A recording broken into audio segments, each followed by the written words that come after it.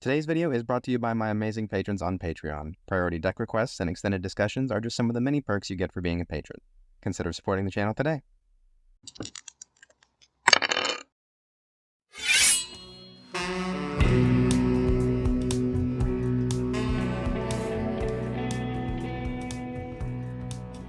Welcome back to today's build. Whether you're just looking for upgrades or have no idea how to build this deck, I'll be your guide to this wonderful game we all love. Let's get started. Today's deck might look a little familiar, but this time around, today's patron has specifically requested a Planeswalker build. Since Planeswalkers are one of, if not the most complex permanent type in the game, let's do a deep dive on Planeswalkers first.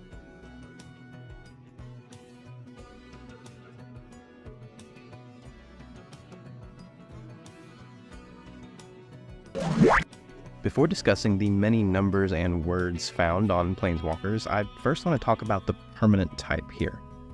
20 of the top 30 most played instants are targeted interaction, and of those 20, 15 can hit Planeswalkers. And in addition to each of those spells, virtually every creature ever printed can act as a removal spell for Planeswalkers. And you have 3 opponents, each looking to prevent you from pulling too far ahead with these value over time pieces.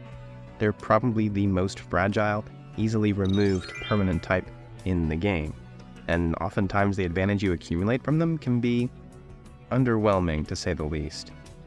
But when players build Planeswalker decks, chances are we're not building them because we think it'll be easy or because they're very good, but we built these decks because Planeswalkers are really cool, and one of the coolest things you can do with a Planeswalker is Ultimate. In pursuit of that cool factor, though, many players turn to some more controlling strategies that can subtract from how fun the game is. It's really hard to appreciate how cool your Planeswalkers are if I haven't been able to stick a creature the whole game. But even when you jump through the hoops of clearing out creatures, a lot of the most played removal spells will still ruin your day. As a personal rule, I don't love spending card slots fighting gravity. All the artifact creatures you have on board in an Urza deck are vulnerable to both artifact removal and creature removal. But I'd rather spend resources leaning forward to capitalize on their shared permanent types than on bending over backwards for worse cards to fight the tide. Also, as a personal rule, I don't want to fit a given commander to a specific theme ahead of time. And I've already built an Atraxa deck, and it wasn't Planeswalker focused. I want the text specific to the commander to guide the shape of the deck, and this is, after all, how I would build an Atraxa Planeswalker deck. So I have a few goals for how I want to handle Atraxa Superfriends. First, I want the deck to stay true to Atraxa's identity as the commander. She should not be playing second fiddle to all of these Planeswalkers. I also want to minimize some of those less fun play patterns here. Board wipes are good, but having 6 of them is overkill. After all, we're playing Planeswalkers, and that means we're keeping track of a lot of different counters, a lot of different abilities, and some complicated sequencing. These decks can take some really long turns, and I'd like to cut down on that as well. Lastly, I want to make sure that our approach to Planeswalkers is not swimming against the current, but with it. If we embrace the fact that Planeswalkers are fragile and not likely to stick around for very long, then a few observations can be made. There are 2 categories of Planeswalkers that are important for this. The first kind of Planeswalkers are those that minimize the amount of time they have to be defended for. They have an ultimate ability whose loyalty cost is equal to their starting loyalty, with their plus ability, and the counter they get from Atraxa's Proliferate. This maximizes how effective that trigger is, while minimizing the number of turns we need to protect the Planeswalker for, and still getting to work for an ultimate. And since that ultimate will reduce its loyalty to 0, we can often cut down on the cognitive load that comes with having multiple Planeswalkers on board at once. This also means that those Planeswalkers that get better when you control multiple Planeswalkers aren't doing as much work here, so we'll be more skeptical of those inclusions. My favorite Planeswalker in this category is Kaya the Inexorable, with her ultimate making it harder for opponents to get rid of our Planeswalkers as well as Atraxa. I've collected a list of all Planeswalkers that match this description, and a list of filtered Planeswalkers that match that description, the ones that are actually decent enough to be worth running, I think. They'll be attached below if you'd like to look at them. The second kind of Planeswalker is one that we don't have to defend at all. It's the kind of Planeswalker that we're happy with even if it gets removed, but even happier with when it sticks around. The last big change I want to make with this deck is its win condition. When a theme doesn't contribute to your win condition, they can very quickly start to weigh the deck down and become the worst cards in your hand. I really want my themes to be aligned with my endgame. While there are a few Planeswalker ultimates that can close games on their own, another way to do it is with Ichor-Moon Gauntlet.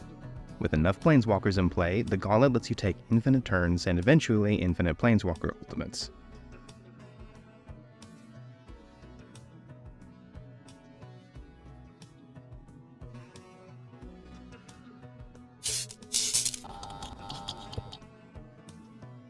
Very briefly, in this version of the deck, I want to cut these cards.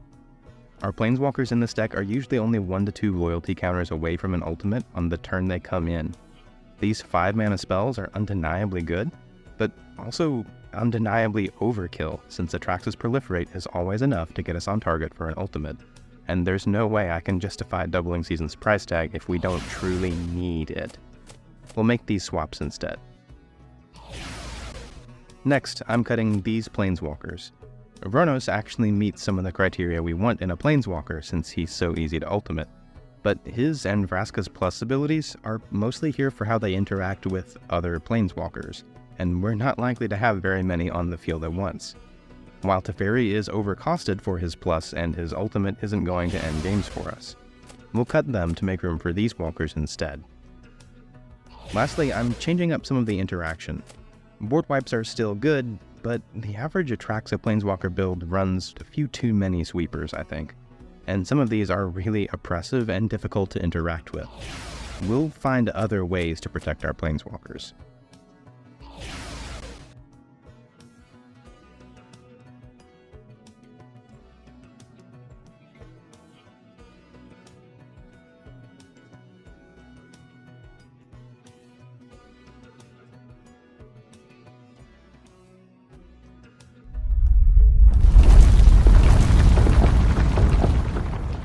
So what do our lands look like? A few lands stick out as really strong in Atraxa decks to me. First, I really like Gemstone Mine and the Horizon lands for mana fixing that synergizes with our commander. I don't particularly like Interplanar Beacon though, since Great Hall Citadel is better at making mana, and the life gain is, frankly, inconsequential next to what we get from Atraxa.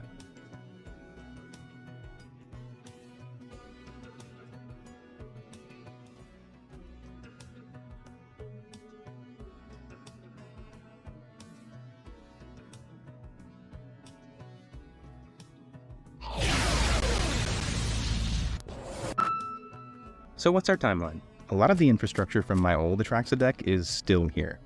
These turns we want to ramp, fix, and put counters on the board for Atraxa to be able to interact with.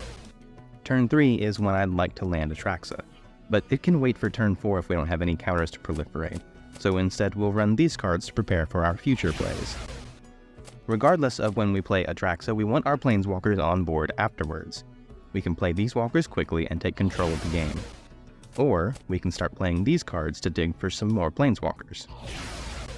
Then, we can slam down any of these heavy hitters, with plenty of protection, to keep them around for a turn while we ultimate.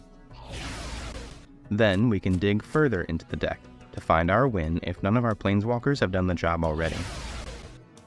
There are too many axes the deck has to advance along to win the game before turn 6. Even with our considerations, Planeswalkers are still very fragile permanents, and the higher power tables that typically run more interaction are likely prepared to remove Planeswalkers if you give them any more than a single turn's notice. I know my playgroup was. My advice is not to durdle with your Planeswalkers. Play them, but keep focused on moving forward to close the game and your games will run smoother.